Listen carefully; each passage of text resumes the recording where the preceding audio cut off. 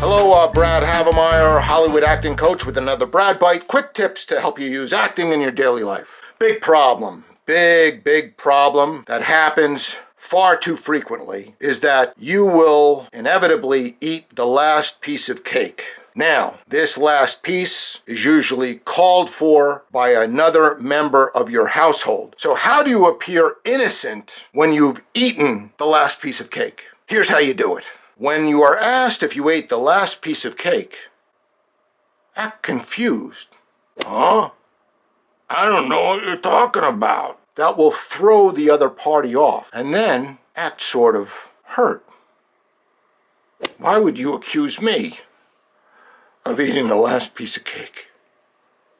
And then have that hurt devolve into despondency. I can't believe you don't trust me. I can't believe it.